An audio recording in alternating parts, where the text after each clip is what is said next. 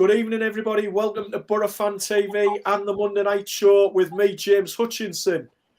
An amazing week, Boro fans. Tottenham and Luton Town have both failed to breach Fortress Riverside as Boro continue to make progress in both the FA Cup and in the Championship.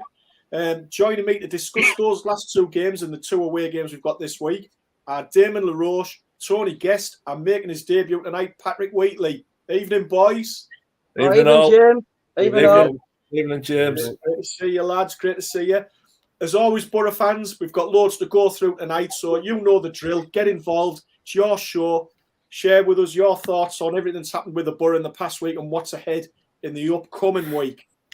So, Tony, come to you first, mate. We'll go back 6 days. And what a night that was last Tuesday. A night that'll live long in the memory of Boro fans everywhere, those that were able to watch it on TV or those that were actually there at the Riverside as Boro made it through the quarter-final of the FA Cup.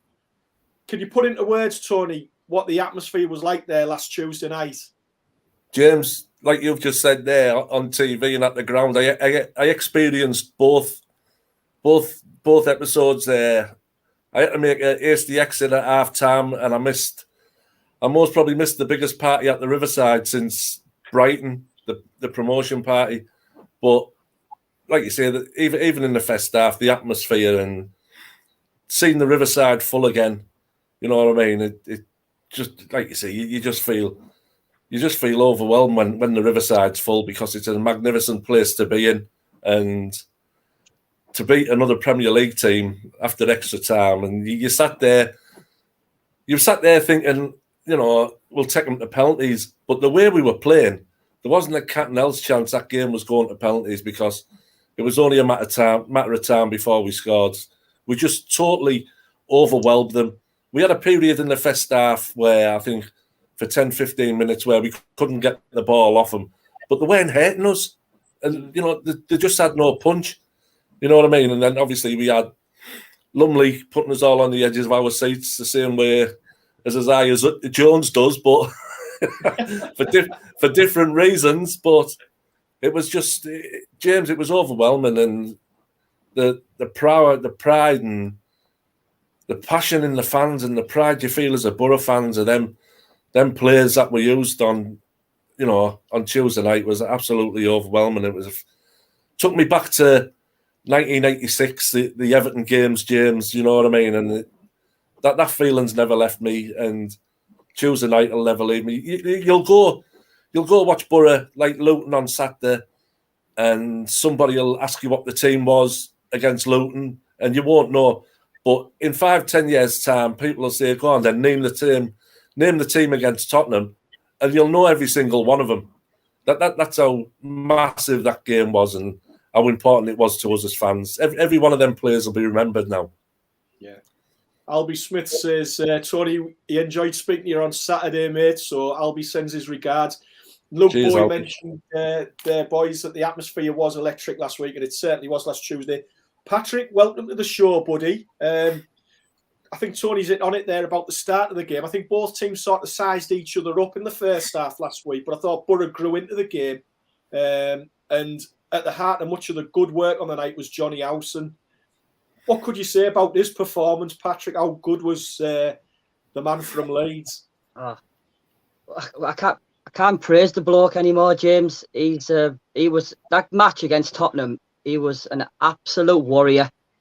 He won everything in that game. In my opinion, he won us that match on Tuesday night against Tottenham. Yeah. Johnny Howson, what a player he is. I know he's getting on now, but he's still got a good few 2-3 years left in him. And I hope he stays at Boro. I hope he does. Yeah, I was just going to bring you in on that, Patrick. So, I mean, his contract's up this summer, and mate of mine mentioned, do you think it's the old Mark Viduka syndrome here? Because all of a sudden his contract's coming towards an end and he's putting in worldy performances. I mean, he was great on Tuesday. He was fantastic again on Saturday against Luton, which we'll get on to later. But would you be definitely in favour of Boro offering him a new contract in the summer? Oh, 100%, yeah. Oh, I'd right. I'd offer him a 2-year contract. Right. Because I like our midfield at the moment. I like Crooks, Howson and Tavernier in the free.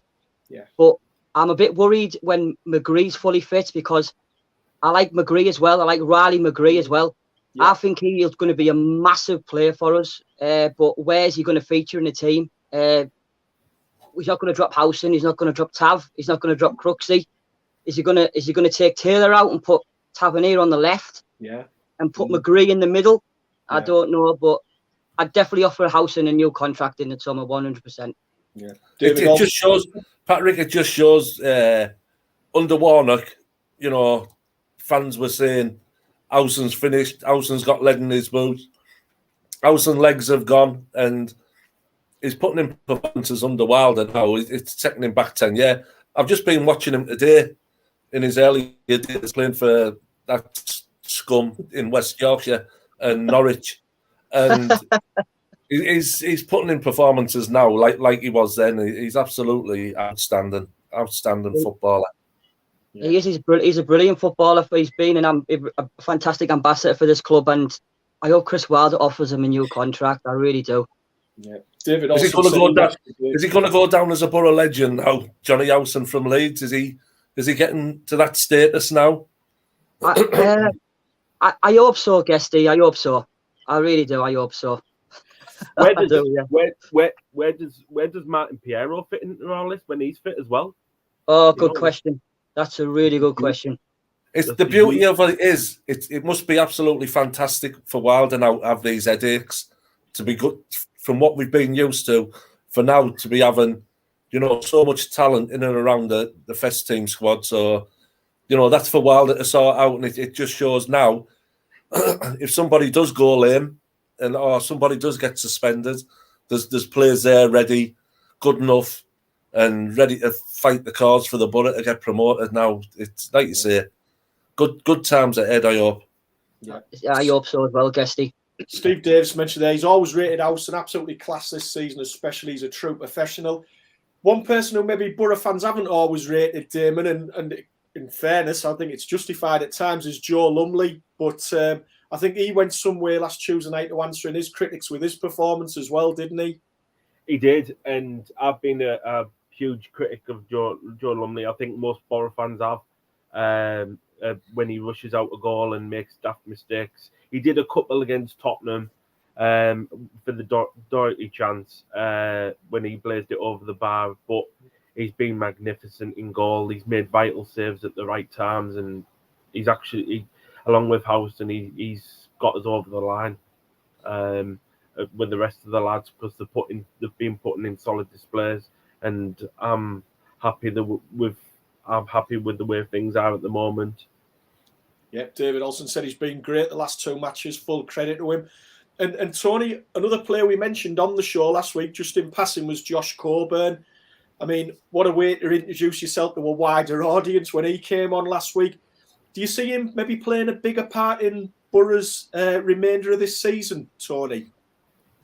I think it has to be an option, James, because to come on in them circumstances, you know, against one of the top 6 teams in the country, live on TV, and to get that ball and absolutely smash it, you know, between the posts, and you've got your likes of Balogun, Connolly, Sporer, Watmore.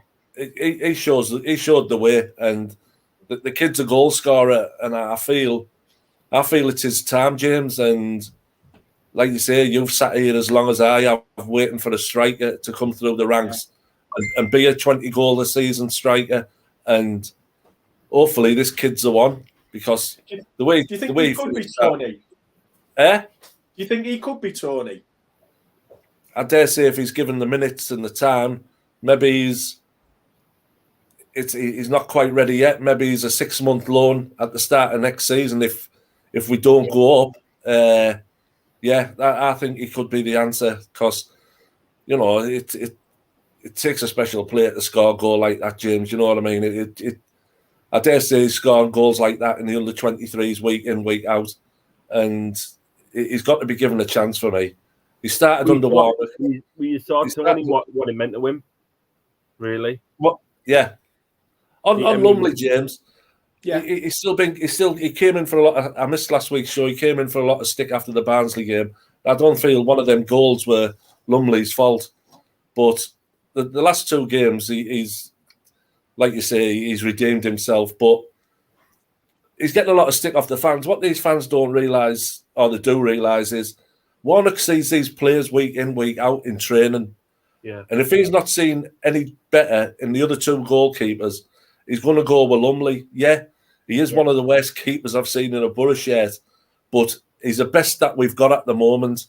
And the reception he got on Saturday from the South Stand was absolutely amazing, you know what I mean? And fair play at the South Stand for giving the kid a lift when he came up that end in the second half. Yeah.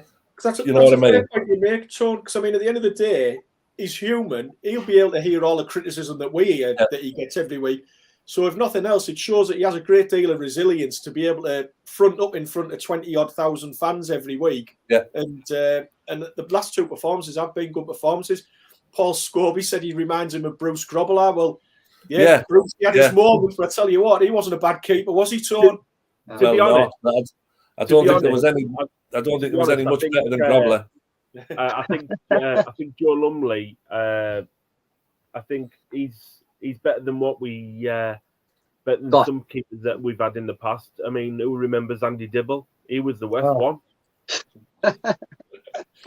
David Bentley's got in touch with those lads with regards to Josh Coburn. He said he's got to play a part in the last periods of games. We can't afford to miss good chances, and he can be the difference between the playoffs and missing out. Patrick, we spoke before we came on air tonight about Josh Coburn and mentioned about possibly him being the best finisher at the club. So when you've got somebody like that on your books, you have to find somewhere to maybe fit them in. And if that's an option off the bench, then you might as well use it, mightn't you? Well, yeah, too right. Yeah. Well, he's not going to start. He's not going to start every game, is he? From the start, no. Josh. He's always going to be like an impact player from off the bench. That's why I think Watmore's a better coming off the bench as well. I think Watmore's more prolific coming off the bench. That's why I think he's playing Connolly and Balogun at the moment as a front two. But like I was saying to you earlier on, I still like Andrew Sperora. I don't know what it is, but I just like that lad. I still think I like Coburn. I think Coburn's the future for Middlesbrough. And I think he does need an opportunity. But I still like Andrew Sperora, James. There's something about Andrew Sperora. I still think he will fire the goals in for us. Yeah, we'll have a chat about the forward situation later on in the show, Patrick. Before I move on to Damon, though, Patrick, one more thing I wanted to ask you. I mean, that game last week against Tottenham, it showed that the FA Cup, there's still an appetite for it on Teesside, doesn't it, Patrick? That the reaction to it, but not only winning, what else do you take from that game last week? That we've defeated a side like Tottenham, things like the fitness levels we spoke earlier in the season about, but it seemed to just drop off after 60 minutes of the games.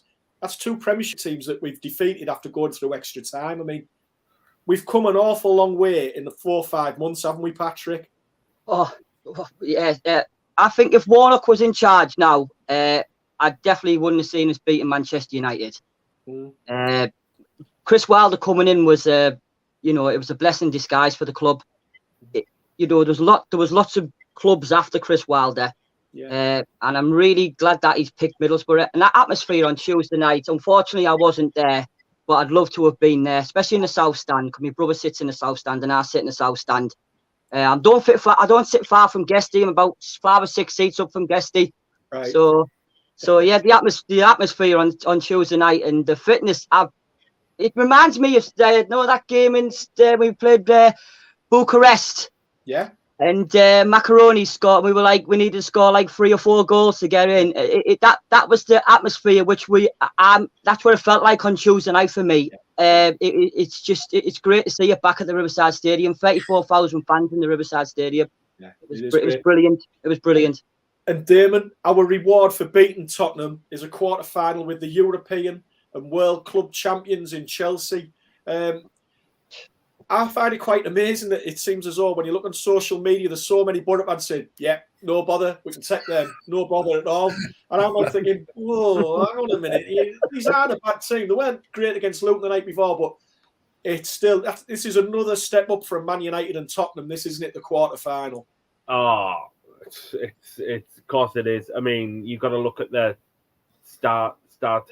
teams, stars throughout their team, Havertz, Werner, Rudiger, the goalkeeper, Mendy. There's there's loads. Lukaku as well. I mean, the list goes on and on, James.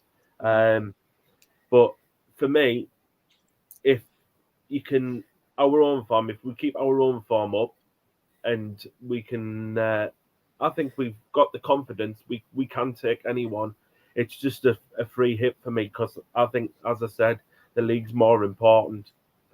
I'd take. If you ask me now, would you take a place in the playoffs or a FA Cup? I'd definitely say playoffs. Don't worry about it, Damon. We're going to Wembley 3 times, mate. Stop worrying. Stop worrying about the league. I hope you're right, Tony. I hope you're right, mate. I know. I'm saying here, guest. I hope you're right. I hope you're right. Jeez, where are we all going to get the money from, lads? But like you say, James, for the Boro fans, if we were bottom of the Division 2 and we drew Chelsea in the 3rd round of the Cup and just won the World Club Championships, you know, they're on a bit of a bad run. We can beat them at our place. Look, it's the FA Cup. You've got a quarter-final draw at home. It doesn't matter who you're playing. You know, go back to 81, James. Orient, was it 76? Yeah. Orient came to Ayresome Park. You know, nowhere near on the same level as that Middlesbrough team. And they knocked us out the quarter-final of the Cup. I'm not saying we were as good as what Chelsea are now, but it's a great chance for us, you know, to have a trip to Wembley. If it's just a semi-final, it's a chance for it. You've got a home tie in the quarter-final of the Cup. Yeah. There's every chance, you know, of getting a nice trip down to Wembley for a semi-final. But like you say, we'll start with Chelsea and then we'll go with the top 2 after that. And obviously, you know, our fans make it the 12th man, don't they, for the Boro. So if it's half as good as what the Tottenham game was, we'll get that place bouncing as we always do. So the only thing that's disappointing me about our fans at the moment, Damon, is, you know, I never call Boro fans, but there's a few players. It seems to change every week, but you know, Wilder's come in. He's been a breath of fresh air to our club, and people are slagging Connolly off. People are slagging Balogun off. They were slagging Tav off. What this man's doing, whatever team this man picks, it's winning. Yeah. We're winning games. We're unbeaten at home for 9 games. And there's still some fans not happy with the team that he's picking. You know what I mean? So he's picking a team that's going to win, whether it involves Connolly, Tav, Lumley. Let's get behind him and enjoy it. Yeah. Totally. That's it, Tony. I mean, I've got a friend who every night that I go on and have a debate with him, he always slates Connolly.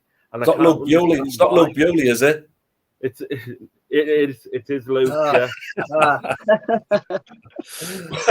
Lads, just want to wish a happy birthday to young Boro fan Dominic Smith. Happy 3rd birthday today, Dominic. Happy birthday, Dominic. Up the Boro. Happy birthday, Dominic.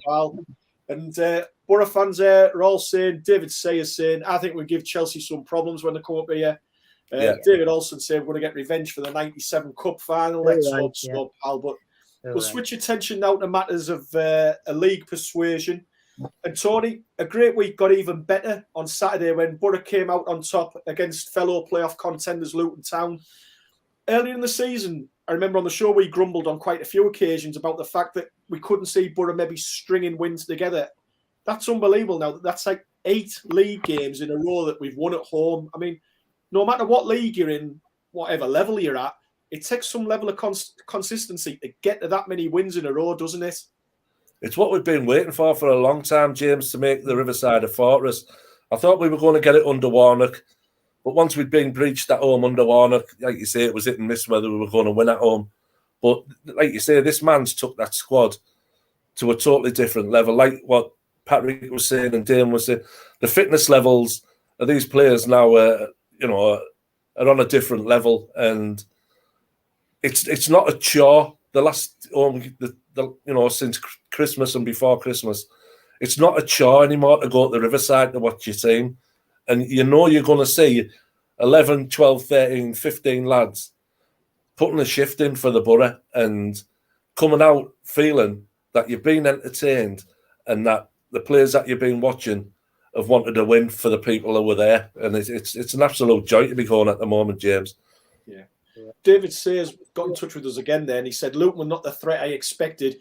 They came to rough us up, but we rode it out well. And Patrick, I mean, I think that win's even more impressive because when you consider the fact that we'd gone to 2 hours against Tottenham on the Tuesday night, Luton Town are probably not the team you'd handpick to play next with the way that they play. They get in your face, try and rough you up, as David said.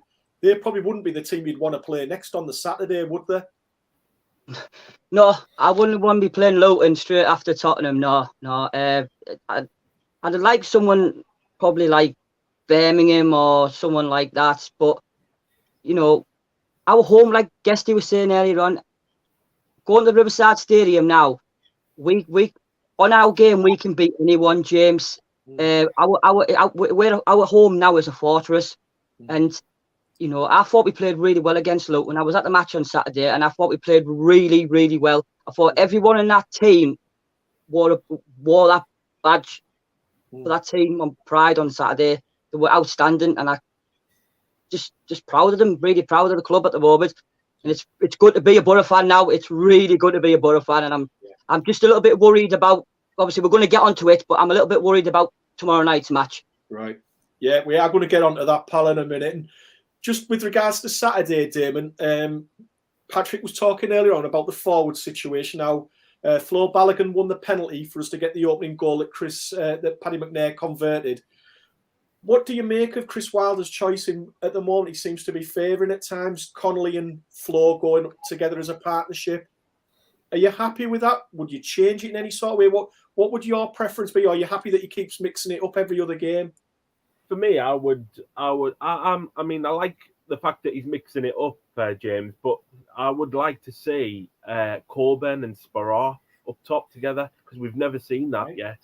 And I think that would be a big guy and then two players holding the ball up for the thingy. Because as I said, Watmore would be great coming off the bench. That's what he is. It's like the suit the sun, like Mr. Solskjaer was back in the day.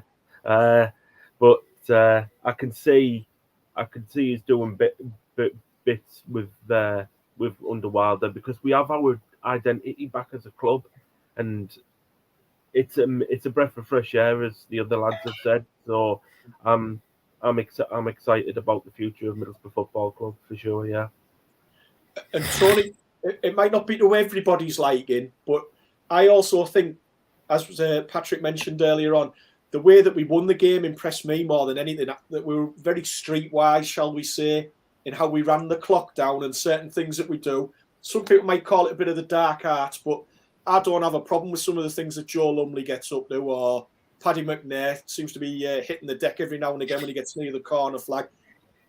You have to see games out, don't you, at this level, and you do whatever you can to get the 3 points. I remember being at Ellen Road, James, and I think we'd been beat 2-1 or 1-0. I can't remember the score. And I interviewed Johnny Howson after the game, and I asked him, "How does it feel when teams are using the dark arts against you?" And like a professional he is, he said it's just part and parcel of the game now. Yeah. And to see us doing it, you know, when the shoe's on the right foot, James, it's absolutely fantastic. But when it's against you, it's one of the most frustrating parts of the game. But like you say, we're using it to good effect at the moment, especially at home. You know what I mean? And the sooner you can get away with it, the more you get away with it, the better. I don't know how many yellow cards Lumley's had now because of time is, and he must be getting on towards a suspension, which might please a lot of people. You know what I mean? But there might come a time where he's only on 5, I think, Tony. He's only on 5 bookings for the season. Is he on 5? Yeah. 5, yeah. Like you say, there could come a time where, you know, it could cost you in the long run, James. So they just need to be a bit more cute and not make it as blatant as what they're making it. You know what I mean? Yeah, Marty Gibbo said we manage games way better now. Tony, before we move off that subject, did you think there was any mileage in Nathan Jones, the Luton manager? He came out and had a fair grumble after the game, and he was going on about Isaiah Jones punching the ball into the crowd. It must have been when he was trying to pick his leg up after he'd been kicked into the West Ham by one of their players, but he didn't want to mention that. But he had a right grumble about a few things. Do you think he had any mileage in anything? No, none whatsoever. You know what I mean? because, like you say, they came with a game plan. They came in heavy-handed. You know, was it Jerome who kicked Dykesteel in the chest? You know, in the first half. Isaiah Jones. Yeah. I don't know what's happened to that now. Why that's just a yellow card now in the game when it was blatant. I remember way back Jimmy Hill going mad every week. Tackles like that should be a sending off, and for a while they were. You know what I mean? And just because you're either in your own half or a player takes you out from behind and there's two defenders between you and the goal. For me, that's still a blatant tackle. That's careless and reckless. And for me, they're red cards, them type of tackles, James. That was definitely a red. That was definitely a red card on Dykesteel. Yeah. I think the Jones was by Jones was a red card, wasn't it? I think it was Lansbury. Jones was a definite red card. Yeah. I mean, Patrick, there's no disputing the fact that it's amazing in the short time that he's been in the club, Chris Wilder, how his substitutions seem to have an effect on games, and that's just been illustrated in the past week. You've had Coburn coming off the bench, scoring the winner against Luton, and then he did it again on Saturday. He brings Watmore off the bench. Again, he has an impact and gets what turns out to be the winning goal. He just seems to have the Midas touch at the minute, doesn't he, Chris Wilder, with substitutions? He does, yeah. But like you say, if it's working, keep it coming. Don't change it. But like I said on the strikers, I said to you earlier on about the front two. Yeah. I do like Connolly and I do like Flo Balogun. Them two are both Premier League players, but I like Coburn as well, and I agree with Damon. He needs to give Coburn and Sparora a chance as a front two, just because he's not gonna know unless he tries them as a front two. Could it be against Chelsea? It could possibly be a shout against Chelsea, because when Coburn came on against Tottenham, he for me he was outstanding. He was everywhere on that pitch. He wanted that ball at his feet. Him and Tavernier linked up really well together. Yeah. So I'm hoping that he plays Sparora and Coburn against Chelsea up top. Interesting thoughts, Boro fans. Let us know what you think. And Damon, talking to Chris Wilder, I thought his reaction spoke volumes on Saturday after the game when it finished, and it just illustrated what a big result that was, beating Luton. Yeah, I mean, he in his post-match comments, he said that could be that was a vital 3 points that was we could look back on this at the end of the season and think that's a good performance like we did against the West Brom game.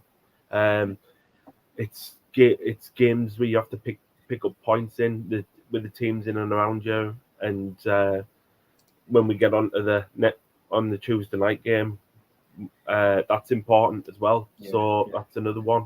But I think personally for me, I think Chris Wilder, he got Sheffield United up from what he was playing, what football he was playing. So I don't see why he can't do it with Middlesbrough Football Club. Yeah, hope you're right, Tim. Hope you're right. Well, as you say, the games just seem to be getting bigger and bigger. The importance grows with each passing game. And Tony, we start a run of 4 consecutive away league games tomorrow night. And it starts at Bramall Lane, Chris Wilder's old stomping ground. It's another huge match, though, isn't it, Tony? Massive, absolutely massive. You know, it's never ever an easy place to go for us, James, as you know. And like you say, we're away from home to Sheffield United. You've got Boro fans, like you say, we've got a run of 4 away games, and already you've got fans coming on saying, "Well, I'll be happy with 9 points or 7 points."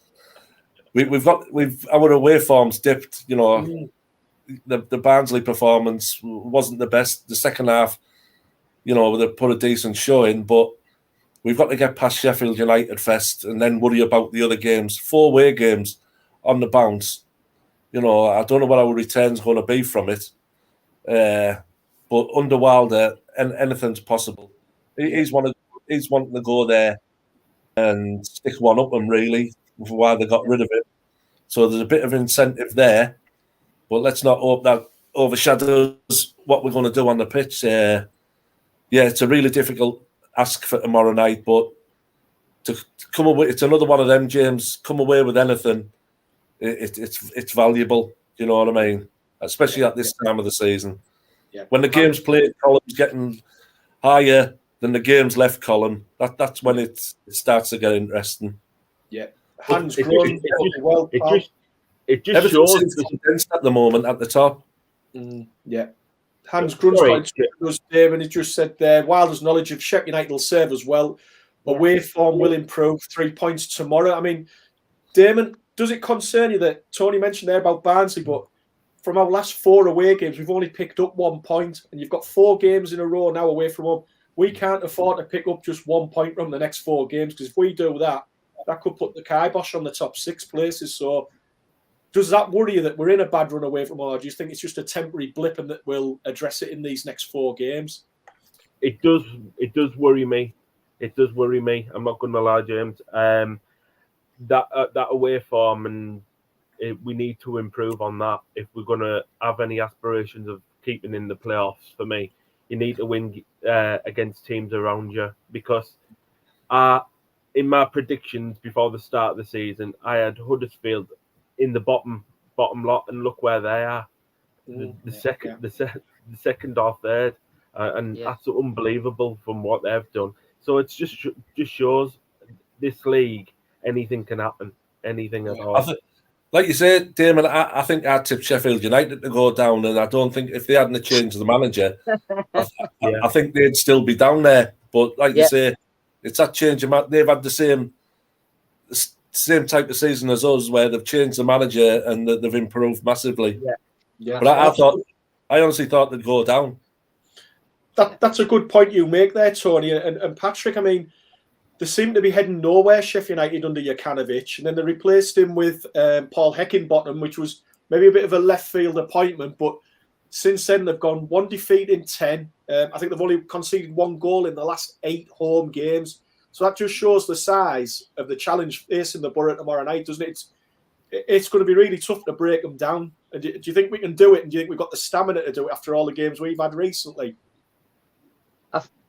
I think we've got the stamina, but it's our away record I'm worried about, James. Like you said, we got beat by Barnsley. We should have beat them. I know we've got a bad record away at Barnsley, but we should have beat them. We should have beat Bristol City. Tomorrow night, I've been worrying about this game, because it's Chris Wilder's old stomping ground, and I think Chris Wilder's got something up his sleeve tomorrow night. I hope he has. I hope he's got something up his sleeve. But yeah, I'm worried about tomorrow night. But we've got the fitness. Don't worry about that. I think you'll pick the same team as he did against Luton. I think it'll be the same 11. Right. I can't see no changes tomorrow night. But yeah, I'm worried about tomorrow night. But I'm keeping my fingers crossed. I hope we nick it 1-0. It's going to be a scrappy game tomorrow night. So you're going 1-0, pal, tomorrow at the Boro. Yeah, I'm sticking with 1-0 tomorrow night. Yeah. Luke Boy's gone 2-2 draw. Damon, what about yourself? How do you think we'll do tomorrow night down at Sheffield United? I'll be happy with the point, but I want us to nick it probably 1-0, as I said. But it's I don't want us to play in that green kit. We're jinxed in that green kit. Yeah, I agree with you, Damon. I totally agree with you on that one. Yeah. Got any other kit, mate? Unless we make a new one for tomorrow night. Can't play red and white, pal. I totally agree with you on that, Damon. That green kit curses us. Yeah, it does.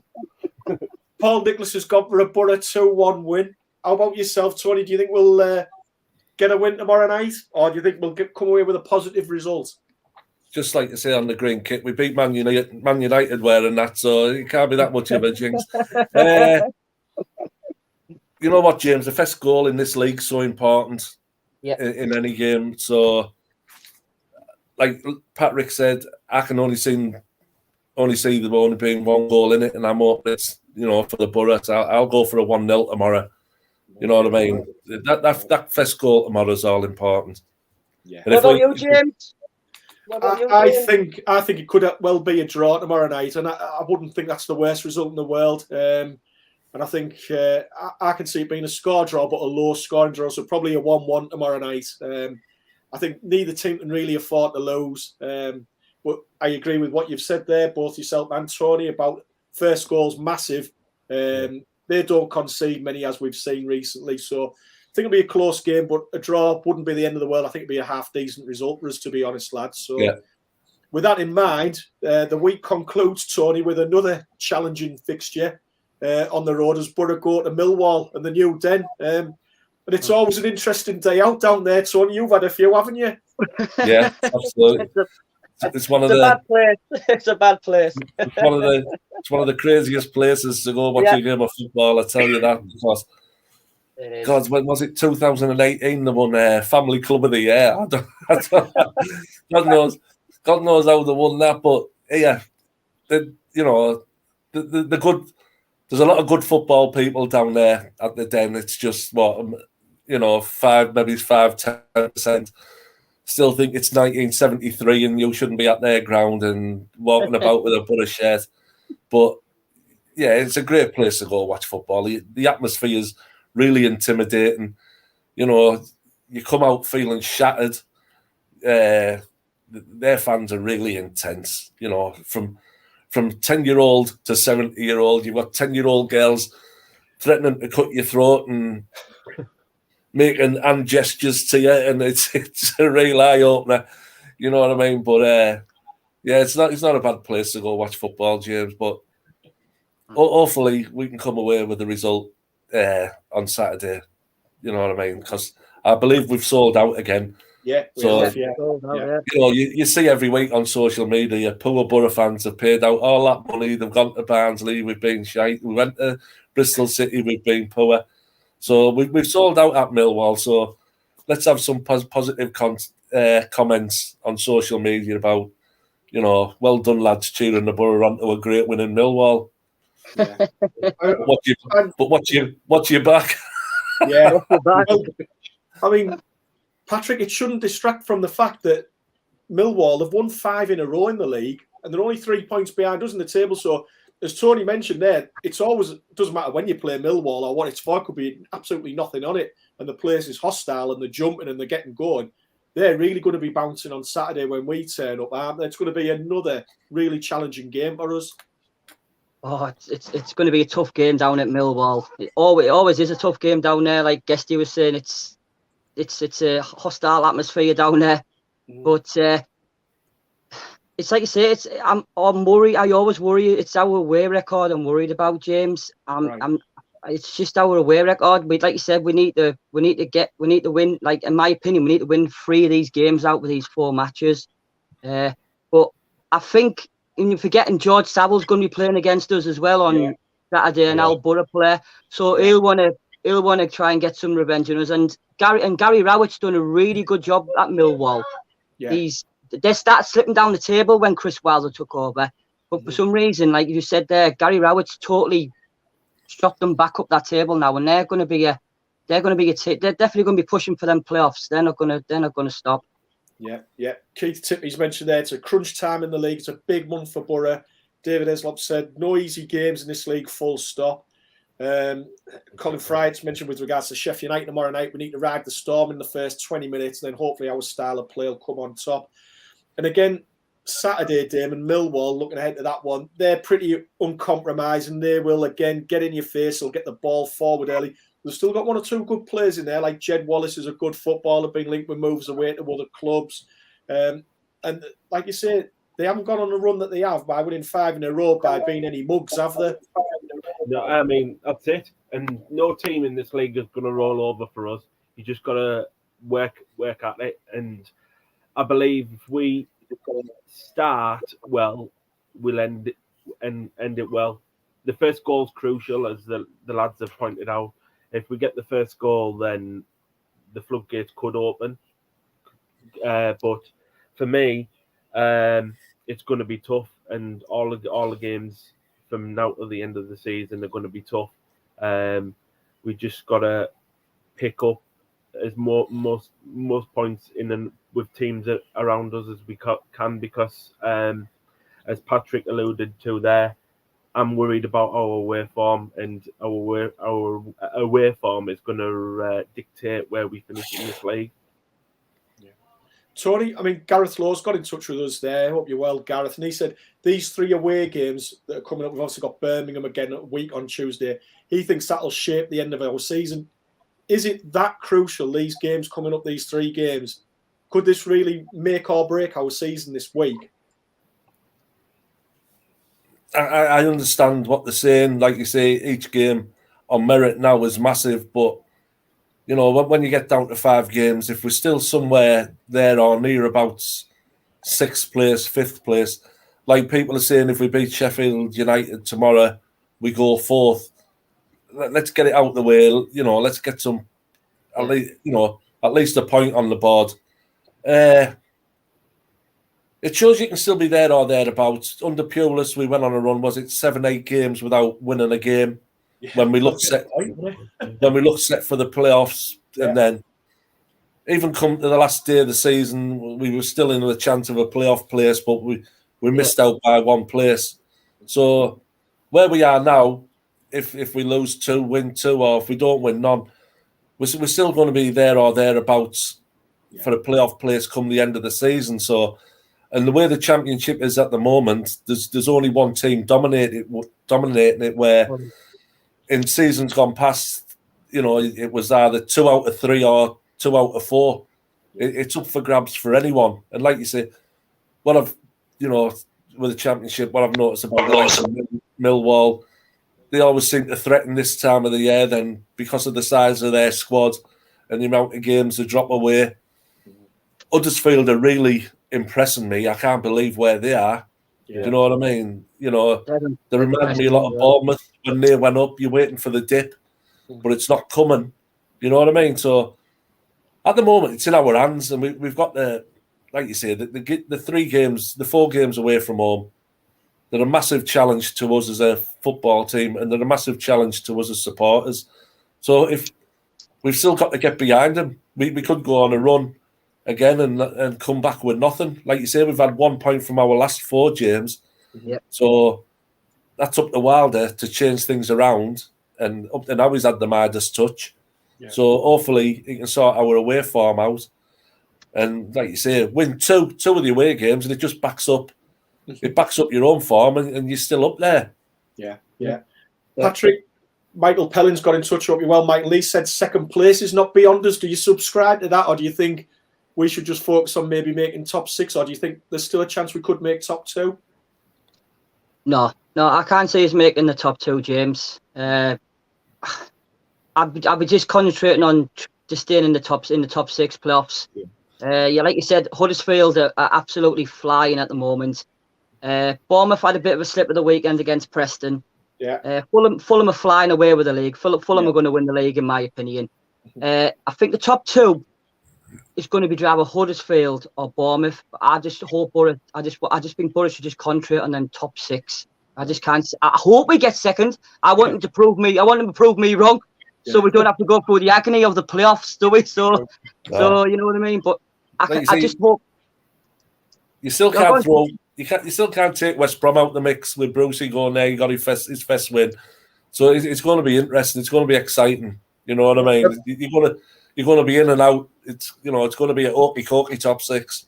And that's it, Tony. When you say West Brom, they're 13th, so they're in the bottom half of the table. Yet they're only 6 points off the playoffs. It's so wide open this year that there's any number of teams that'll be saying, "Yeah, we've got a chance. We can make top 6." So it's not a gimme at all, is it? No.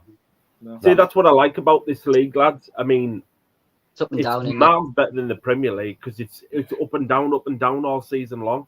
You know what I mean? It's not a 2-horse race between Man City and Liverpool all the time. So we'll finish the show in time-honoured fashion. We've done our predictions for Sheffield United. What's it going to be for Millwall Saturday? Tony, come to you first, mate. Millwall away. Oh, God. I'm going to go. We always seem to crumble there first half, or you know what I mean? Takes us a while to warm up. I'm going to go for a 2-1 win, James. 2-1. So is that you giving us 2 away wins this week, Tone? Sheffield United and Millwall? It's in my blood, James. I can't. I'll give you. You know, Birmingham will go to beat them 3-0. How about yourself, Patrick? I'm gonna go 2-0 Boro. 2-0 Boro. So that's another 6-pointer there then. Hey, this away form. What's the problem, Damon? Got it all sorted within a 40-minute show. Damon, what's going to happen on Saturday at Millwall? I'm going to take 3-1 Boro. 3-1 Boro. 3-1 Boro. God, the goals are rattling in and all. Connolly hat trick. Connolly, I know we don't score. I know we don't score more than 2, but I'm optimistic. Yeah, well, all the Boro fans watching seem to be optimistic as well. Everyone's saying we're going to win. Michael Penn's gone 2-0. Sue Wardles also thought we'd get 3 goals down to New Den. We'll beat them 3-2. Well, we will find out on next week's show. Unfortunately, everyone, that's all we've got time for on this week's episode of the Monday Night Show. My thanks go to Damon, Patrick and Tony for joining me. Thanks again, lads. Cheers, James. Thanks for having us. And as always, Boro fans, thanks for watching, and fans of other clubs that have watched. Hope you've enjoyed the show. We'll return next Monday night to look back on the Sheffield United and Millwall games, as well as previewing the away game at Birmingham City and the FA Cup quarter-final against Chelsea at the Riverside. But until then, from us all at Boro Fan TV, good night, have a good week, and up the Boro. Up the Boro. Boro.